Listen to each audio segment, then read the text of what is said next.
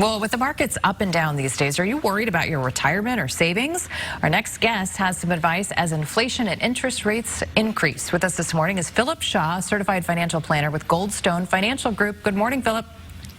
Good morning. Thanks for having me. Hey, thanks for being with us on this Saturday morning. So we keep seeing the markets. I don't even sometimes like to look at it because I don't want to know. How reactionary should we be when we see the markets fluctuate like this? You know, it's a great question, and the answer is you really should not be reactionary to what's happening day to day with the market. You know, we've seen a lot of things going on since the start of the year. We've had rising interest rates. We've also had the, issues going on with Ukraine, and it's led to a lot of volatility in the market, but a lot of that has been short term as well. You know, the market's down about 7% through the end of Friday, and what I would, counsel any of my clients, I'd counsel you, is if it makes you nervous, try to look at it less. And no matter what happens with Wall Street, I would avoid any knee-jerk reactions and really just stick to whatever the plan is for your financial goal, whether that's retirement, whether that's education or anything else. Is remember the big picture. Stick to the goals. Make sure you're, not making an emotional short-term decision. But does your answer to that depend on the age of the client asking? Absolutely. Absolutely it does. And that's the biggest thing is if you are close to your goal, so if you're looking at retirement and you're already close to, that date, if you're already into your 60s, this matters a lot more to you. Yeah. And that's what I mean by having a plan, is your plan should have anticipated something like this already, and you shouldn't be that exposed where, something like what's going on in the markets right now is going to have a drastic impact on what you're trying to accomplish. You say that women have been impacted at a higher rate than men over the past 2 years during the pandemic. How so? Oh, women have certainly been impacted at a greater rate than men have in the pandemic. And it's been for a few reasons. In a lot of cases, women have been the caretakers in their household, whether that was for older relatives, whether that was for family members who were sick with COVID, and I would say this is probably the biggest one that we've experienced, is we had school shutdowns for going on 2 years now. And, with kids at home, somebody's needed to be around to take care of them. And more often than not, that's been the women in the household.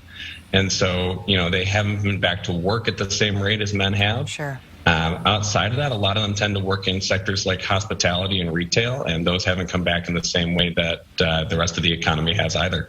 So financially speaking, what can women do to kind of pull themselves out of this? Well, the biggest thing is take an active role in the household finances. Make sure that you're paying yourself first. So, if you have a 401k at work, make sure you're putting into the 401k. You may have a match, and not participating with that is really just giving away free money. Even if you're not, employed, often, just as a stay-at-home spouse, you can also be opening an IRA, a Roth IRA.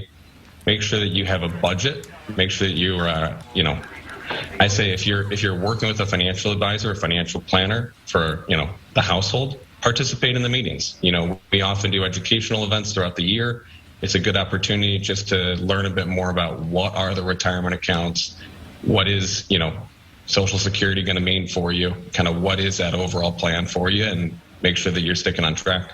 So let's talk about the other big headline, Federal Reserve raising interest rates. How does this impact my daily life? The answer is yes.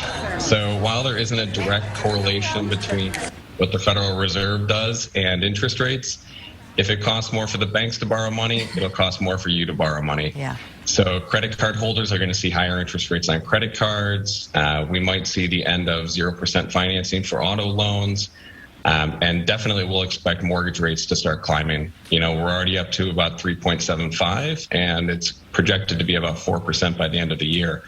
Now, I would tell you it's not urgent enough that if you weren't already going to go purchase a home, you should run out and do it. But if you are going through that process, it's important that, you get it done sooner than later, because as those interest rates go up, the cost of your house is going to go up as well. Finally, tax deadline coming up. I feel like the past couple of years, there's been even more to think about when it comes to taxes. What are your tips? What do we need to remember? So there's been a few changes this year. A couple of them have been minor, and a couple that people should be really on the lookout for. The minor ones is the IRS, adjusts with inflation for the tax brackets. So all the dollar amounts in the brackets go up a little bit, which is helpful. Your standard deduction goes up occasionally. Some of your retirement fund contribution limits go up from year to year.